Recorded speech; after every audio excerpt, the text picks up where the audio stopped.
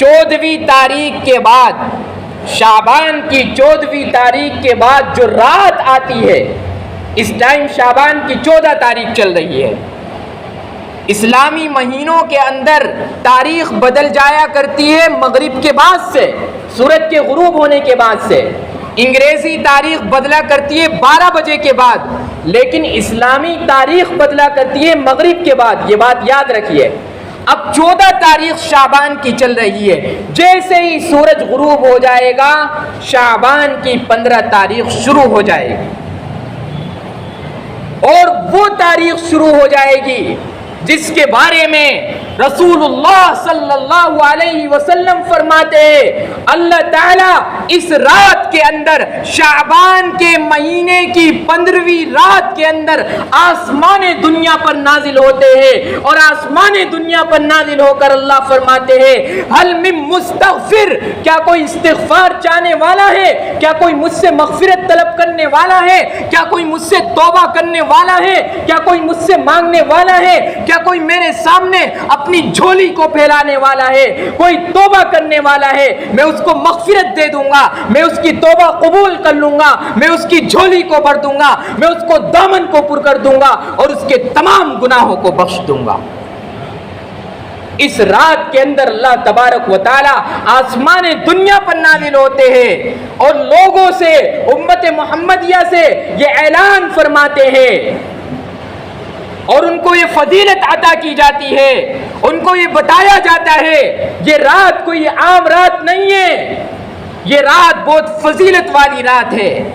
شب برات کا مطلب کیا ہے؟ برات کا مطلب کیا ہے؟ برات کا مطلب ہوا کرتا ہے بری ہو جانا۔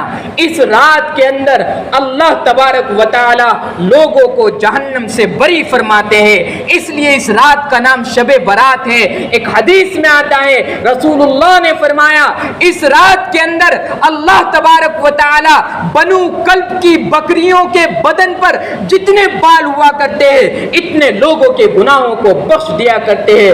بنو کلب عرب کے اندر بہت بڑا قبیلہ ہے، اس کی بکریاں ریوڑوں کی تعداد میں موجود ہے، جتنے ان کے بدن پر بال ہے اللہ تعالیٰ ان بالوں کی بقدر اس امت کی مغفرت کے فیصلے فرماتے ہیں۔ یہ رات پٹاخوں والی رات نہیں ہے۔ آج اس رات کے نام پر بدعات و خرافات کو انجام دیا جا رہا ہے، اس رات کو چراغاں کیا جاتا ہے، قبروں پر موم بتیاں چڑھائی جاتی ہے، چادریں چڑھائی جاتی ہے، اس رات کے اندر پٹاخے چھوڑے جاتے ہیں، بم پھوڑے جاتے ہیں۔ کیا ہمارا مذہب، ہمارا دین اس بات کی اجازت دے سکتا ہے؟ ہمارا مذہب، ہمارا دین تو یہ کہتا ہے، اللہ کے نبی کی حدیث ہے من حسن اسلام المرء ترکہ ما لا یعنی۔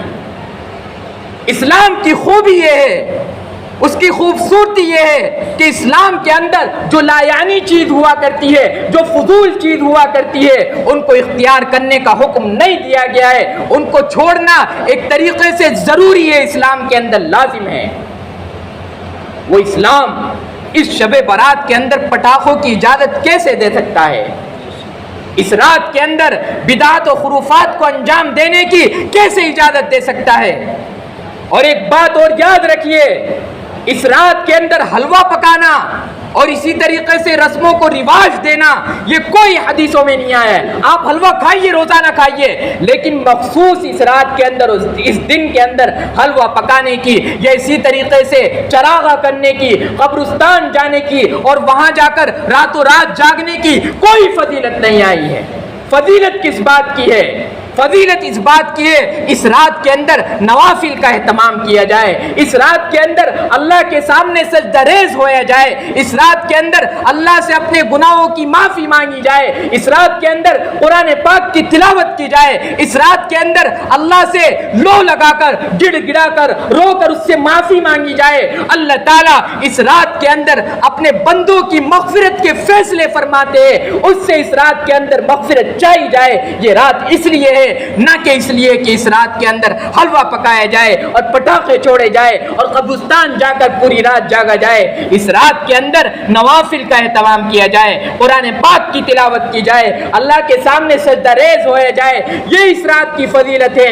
جو لوگ اس طریقے سے اس رات کو گزاریں گے، اللہ تبارک و تعالیٰ کے یہاں ان کا مقام ہے، ان کی فضیلت ہے، ان کی بخشش کے فیصلے ہوتے ہیں۔ اور جو لوگ بدعات کو انجام دیتے ہیں، خرافات کو انجام دیتے ہیں، ان کا دین سے کوئی تعلق نہیں ہے۔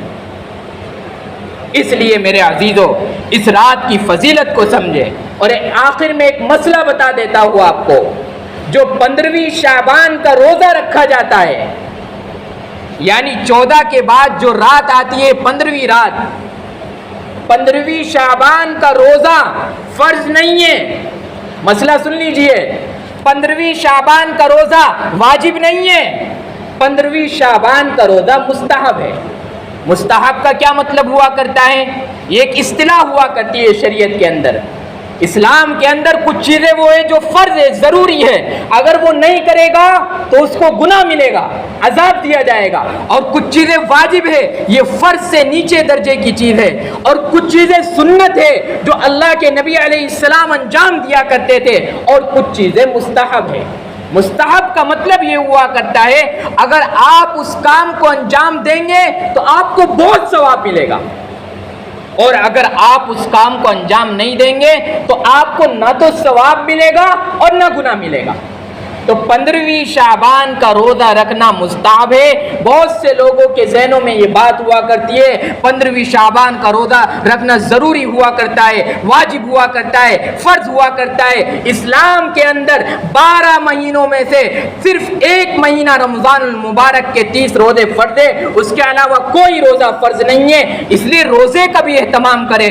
اللہ کے نبی علیہ الصلوۃ والتسلیم فرماتے ہیں اس رات کے اندر اللہ تبارک و تعالی کی طرف سے فیصلے ہوا کرتے ہیں۔ اللہ تعالیٰ اس رات سے 1 سال بعد تک، اگلی 15ویں شعبان تک کن لوگوں کو اس دنیا میں رہنا ہے اور کن لوگوں کو اس دنیا سے جانا ہے، کن لوگوں کو رزق دیا جائے گا، وہ تمام رجسٹر اللہ تبارک و تعالیٰ فرشتوں کے سپرد کرتے ہیں، اور وہ فیصلے ہوا کرتے ہیں اللہ تبارک و تعالیٰ کی طرف سے۔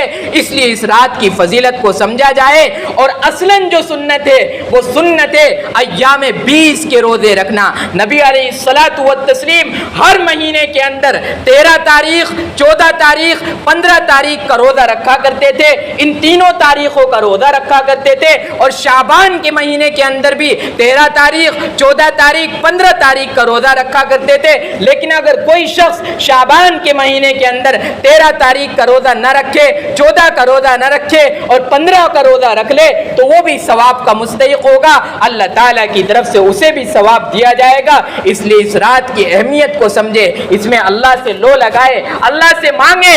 اللہ تو خود فرماتا ہے میرے بندے مجھ سے مانگ کر تو دیکھ، ادعونی استجب لکم، مجھ سے مانگو میں تمہیں عطا کروں گا۔ میرے سامنے جھولی پھیلاؤ، میرے سامنے اپنے دامن کو پھیلا کر تو دیکھو، اپنے سوال کو رکھ کر تو دیکھو، تمہارے دامن کو نہ بھر دوں تو کہنا، تمہاری جھولی کو پُر نہ کر دوں تو کہنا، تمہارے سوال کا جواب نہ دوں تو کہنا، ادعونی استجب لکم، مجھ سے مانگو میں تمہاری دعاؤں کو قبول کرتا ہوں۔ اللہ سے دعا ہے کہ اللہ تعالی ہم سب کو اس رات کے اندر اعمال صالحہ کی توفیق عطا فرمائے۔ وآخر دعوانا الحمدللہ رب العالمین۔